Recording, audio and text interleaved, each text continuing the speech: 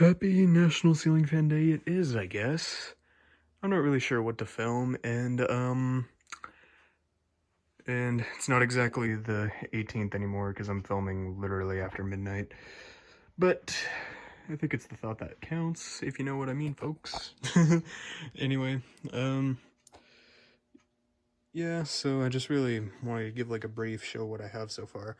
I don't know if anyone knows, but I have this 1996 or 97 Canarm Mystic.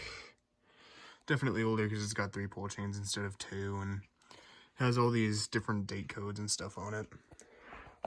You got a Noma Lakeside, 4 Living Olympia, and there's a studio series right here, and don't mind the light kit to my Canarm Mercury. I actually figured out why the pole chains pull so sharply in the Mercury. Obviously the chains work perfectly fine, but the reason they pull so sharp is because the manufacturer put these random screws on it, which is why it's so hard to pull them, which shouldn't be that hard to replace. Gazebo 2, and as I'm sure maybe some of you would expect, Sidewinder is still down here. I don't think I'll be changing this out anytime soon. And yes, it is in reverse because I was using a heater down here. In order to disperse the heat, you gotta put a fan in reverse. At least that's remote's acting up. At least that's just the recommendation. And I got a bunch of portable fans right here. Polonus with a very yellowed front cover. This random Home Depot GD Medea manufacturing thing. Noma DC motor, Sunbeam Designer Series, and I also have a newer Polonus right here and a 2005 Polonus. Even though it doesn't work, it's still sentimental to me, so that's why I have it.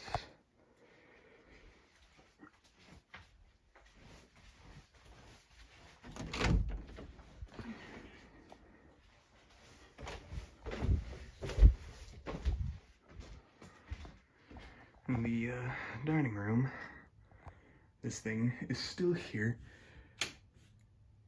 The light works fine, but the main issue I have with this specific Landsdown is the capacitor isn't functioning correctly. Pull it for low and doesn't work.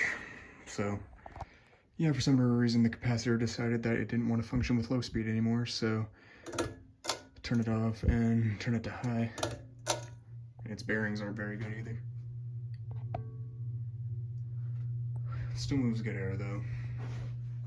I think majority of society would probably just be like, hey, if the fan works, that's what matters. And I'm not sure what this stuff is on the inside right here.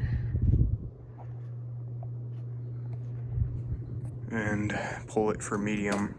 This is the weird speed because it will slow down significantly. And that's pretty much the only other speed there is high and this one. So that's really all there is when it comes to it. And when I pull it for low again, yep, it won't turn on. So turn it fully off and turn off the switch.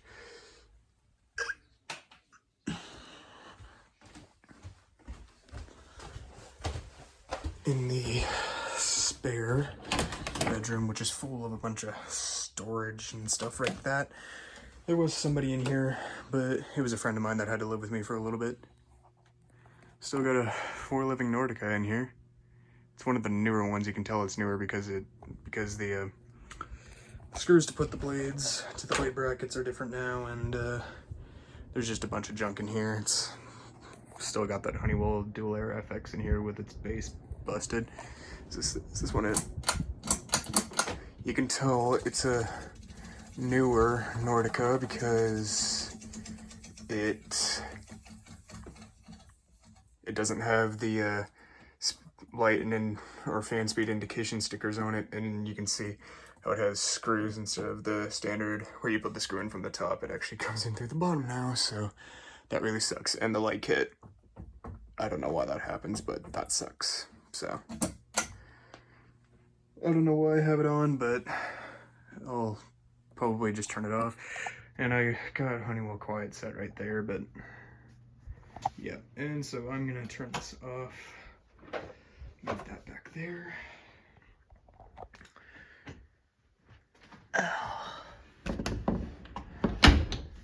And in my bedroom, which got another Landsdown, as some of you may know.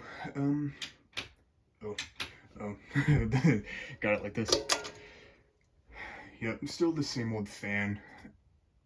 Story behind this is the original light kit part that I had in this fan was the one that's downstairs.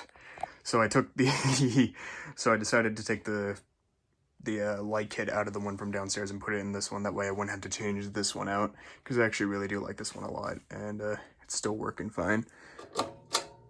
Its bearings aren't as bad, but it does quiet down. It's not really that complicated to oil a fan, but I did call Hunter and ask them for a replacement light kit, but apparently they can't make shipments to Canada, which really doesn't make much sense to me, because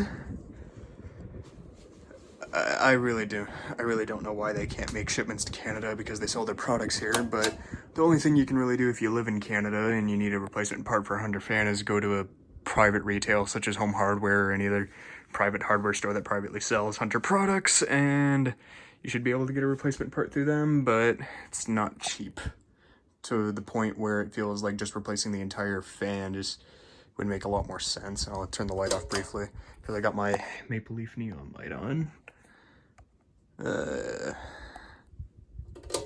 Can't really see that well anyway. This fan has been in here for, I want to say, 1.5 years now, actually. It's been in here for a while. Well, I've been enjoying it, so I haven't really seen the point in replacing it, honestly. I did want to get a Home Decorators Collection Ashby Park to put in here, but I decided I like this one's look way too much. And sure, I know pale blue walls probably doesn't really go with a Brittany bronze colored fan, but I think it does look good.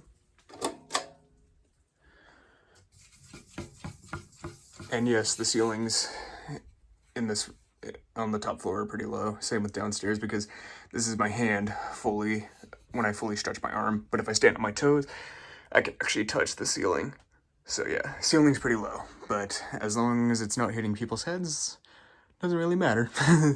But yeah, happy national, or shall I say, happy late National Ceiling Fan Day, considering I'm filming this after midnight. The reason I wasn't able to film before was because I had to go meet up with family and stuff, so I didn't get a chance to film earlier in the day, but I'm filming at midnight, which I hope still counts. So yeah, happy National Ceiling Fan Day.